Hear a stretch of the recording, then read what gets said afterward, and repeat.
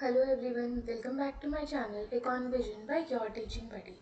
I am back with another video for class 12th, chapter number 2, that is national income and its calculation.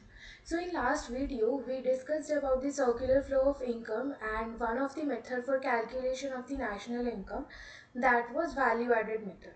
So in this video today we are going to discuss the next two important formulas or two important ways to calculate the national income.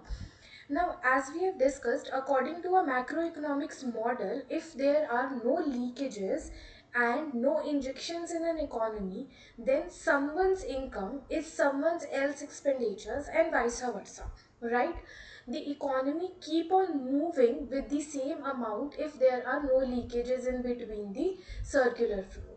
So today we are going to discuss the two important methods. The very first method which we are going to discuss is about the expenditure method. Now expenditure method is telling you basically all the expenditure you are doing in an economy during one financial year.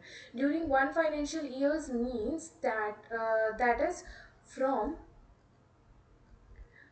1st of April 1st of April to 31st of March of any year during one financial year. So whatever the expenditure the component of an economies are going to do will be considered as an aggregately the national income.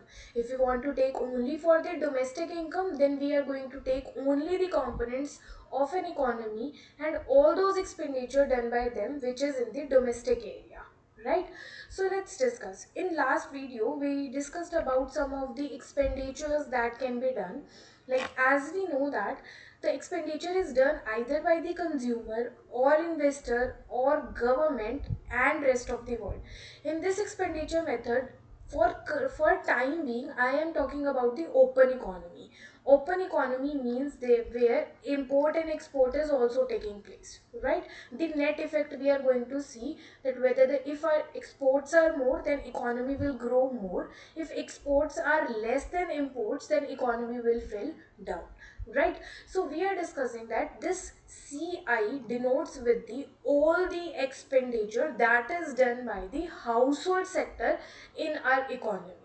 If I talk about the investment part, that is I represents that in all the investment expenditure done in an economy by our uh, household sector, right? These are the final ones. Then that is GI, all the expenditure done by the government, and net exports. XI means the export that we are doing during a financial year, right? If we are totally adding up these things, then we can consider to be as in national income, right? Now let's see, what does this I1 to N stands for? Summation of I1 to N stands for starting from first household to N number of households. When we are summing up, this will give up a all the expenditure done by all the consumers or all the household sector. Similarly, the I1 to N stands for the number of investment done by everyone. Then similarly, the total number of expenditure done by the government, different firms that is doing, and number of exports that we are doing. Now that we are aware about it, that we are considering it as an open economy, then there might be some export and import also. So let's consider that complete C is represented with CI minus CM, where the CM stands for the import that we are doing from the rest of the world. Now this complete C represents the CI minus CM. CI stands for all the expenditure done domestically as well as an export part, minus all the consumption part or all the household that they have consumed something which they have imported. They have spent some expenditure to import something that has been subtracted. So same thing can be done with everything, that is from I also, that is I inscript with I and I with M. G, all the expenditure done by the government in our sector totally, in our country totally, and from the rest of the world also. Then with the export, we can also term as XI minus XM, all the things. XM basically means as the import part. right? So what we are going to do, we are just going to substitute these values in the first part, that is this one. We are going to substitute in this, where we are going to write complete Ci represents as in Ci minus Cm plus I script with I represented with M plus, that is Gi minus Gm and Xi minus Xn. What we are going to do basically, we are going to collect all the M values at one side and with the I values on one side.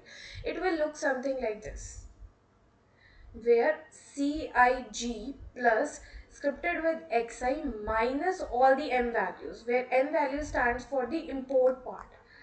Whatever expenditure we have done to import some consumption good, some investment good, or some government goods, right? So we have collected it and we have subtracted it. So what it will tell us now, it will only tell the expenditure that has done by the economy in its domestic area. We are not talking about the rest of the world here, we are only talking about the, that is only in our country, right? So we can represent it as C plus I plus D plus XM.